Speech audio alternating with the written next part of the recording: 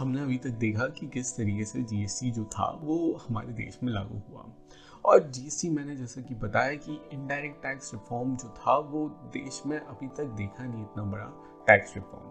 आज तक 70 साल हो गए आज़ादी को, आज तक हमारे देश ने इतना बड़ा रिफॉर्म जो है वो नहीं देखा। और जीएसटी जो था वो पाथ ब्रेकिंग था। और सिर्फ टैक्स रिफॉर्म ही नहीं, इकोनॉमिक रिफॉर्म भी हुआ। वो कैसे हुआ वो हम देखते हैं। तो क्या हुआ इनडायरेक्ट टैक्स रिफॉर्म? तो जीएसटी के आने से पहले भी दूसरे टाइप के टैक्स लगते थे, दूसरे टाइप के इनडायरेक्ट टैक्स लगते थे, जैसे कि एक्साइज ड्यूटी हो गया या सर्विस टैक्स हो गया, जो कि सेंट्रल गवर्नमेंट कलेक्ट करती थी। वहीं VAT, luxury tax, CST, entertainment tax, entry tax, ये जो थी स्टेट गवर्नमेंट कलेक्ट करती थी। सबको हटा दिया गया, इन सबको खत्म कर दिया गया और एक जीएसटी लाया गया। जैसे कि इनका लोगो भी था, one nation one tax one market. और यहाँ पे मैं आपको बता रहा हूँ कि किस तरीके से सिर्फ एक टैक्स आया, वन जीएसटी आया, लागू हुआ। अभी जो जीएसटी है वो वैट बेस्ड कंसेप्ट है। और वैट बेस्ड कंसेप्ट क्या होता है वो थोड़ा सा हम समझते हैं कि वैट बेस्ड कंसेप्ट क्या होता है। तो वैट की शुरुआत जो हुई थी वो फ्रांस में हुई थी 1954 में। और आज 160 कंट्रीज जो है वो वैट बेस्ड कंसेप्ट पे टैक्स लगाती है, चाहे उसे वैट बोल दो या जीएसटी बोल दो। होता क्या है, तो 1954 से पहले फ्रांस में कुछ इस तरीके की इकोनॉमी चलती थी। आपको पता है कि फ्रांस में जो इकोनॉमी चलती थी और पूरे दुनिया में इस तरीके की इकोनॉमी चलती थी। ए ने बी को जो है वो 100 रुपये में माल बेचा, और बी ने सी को 120 में बेचा, सी ने डी को 140 में बेचा, और डी ने ई को माल बेचा, और ई ने फिर फाइनली कंज्यूमर को 180 में बेचा। और बेसिकली यही चेन चलती है। मतलब एक मैन्युफैक्चरर रहता है, वो प्रोडक्ट बनाता है, फिर वो आगे जो है वो होलसेलर को बेचता है। होलसेलर जो है अपने अंदर अपने माल को सब डीलर्स को बेचता है, सब डीलर्स फाइनली जो है डीलर्स, और फिर आगे रिटेलर्स, एंड फाइनली कंज्यूमर तक जाते हैं। तो ये चैनल जो है वो लंबी चलती है, ठीक सा। और हर चैनल पे पहले टैक्स लगता था। जैसे फॉर एग्जांपल अगर मैं बात कर लूँ 10% टैक्स रेट की, तो ये 100 रुपये जो बेचे, 100 रुपये का माल जो बेचा है, और उसमें 10 रुपये जो है वो टैक्स अमाउंट कलेक्ट करेगा, तो ये टोटल 110 रुपये कलेक्ट करेगा। तो बी की अगर कॉस्ट देखा जाए तो 110 हो गई, वो फिर 120 में अपना जो है वो माल बेच देगा।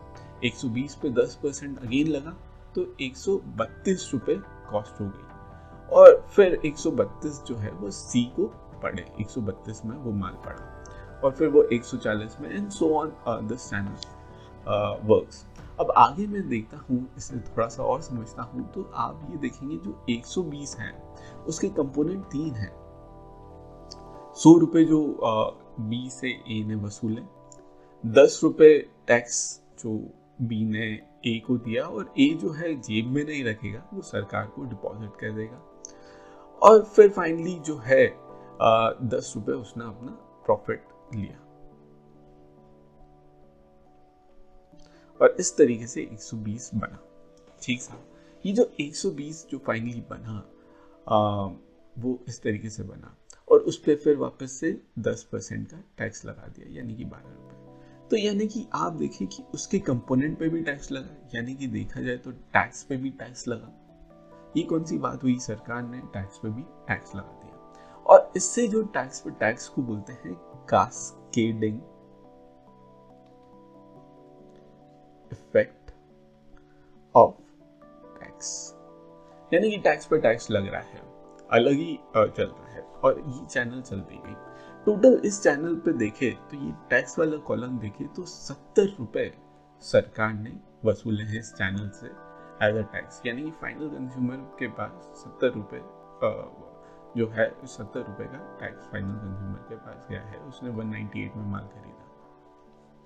अब ये तो पुराना सिस्टम चलता था, और इस सिस्टम का फ़ायदा जो टैक्स की अंडरस्टैंडिंग जो रहती है, मेरा ये हमेशा मानना रहता है कि बड़े बिजनेसमैन की टैक्स की अंडरस्टैंडिंग एक चार्टर्ड अकाउंटेंट के बराबर होती है, और वो समझते हैं। मतलब आप अच्छे बिजनेसमैन से डील करेंगे तो उनकी अंडरस्टैंडिंग बहुत शार्प रहती है। धीरू भाई अंबानी ने ये चीज़ पकड़ी।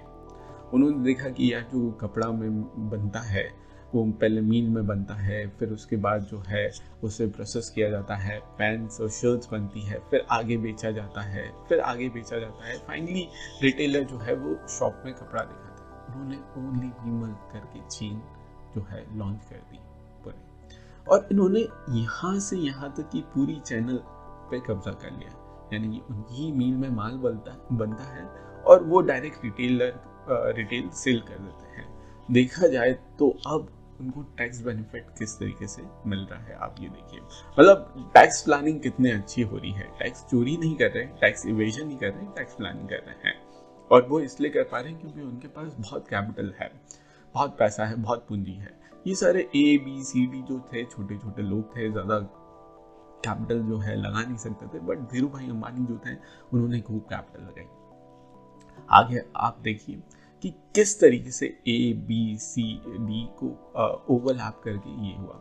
इन्होंने भी फाइनली जो है 180 में सामने वाले को माल बेचा, 10% जो टैक्स बनता है 18 रुपये वसूले, और सरकार को जो है 18 रुपये चुका दिए। इनको जो माल पड़ा था, इन्होंने भी खरीदा था ए से, अगर मान लिया जाए तो माल पड़ा था इनको 100 रुपये का, 20 रुपये 10 रुपये जो है 10 रुपये टैक्स लग गए थे उनको, 110 का पड़ा, 180 में बेच दिया, 18% अलग से टैक्स वसूले। तो कहने का मतलब है कि इनके पास 70 रुपये का प्रॉफिट हुआ, तो सरकार को टैक्स जो इस पूरे चैनल में मिला सिर्फ 28 रुपये का टैक्स मिला, और यहाँ इस चैनल में 70 रुपये का। अब वो चाहे इस चैनल को तोड़ के 160 में भी बेच सकते हैं और इस पूरी की पूरी चैनल को फेल कर सकते हैं, और फिर भी कंज्यूमर इनके पास दौड़ के आएगा क्योंकि वो 160 में बेच रहे हैं, और फिर भी इस पूरी चैनल को मिला ले तो उससे ज़्यादा का प्रॉफिट कमा रहे हैं। ये था जीनियस इनका।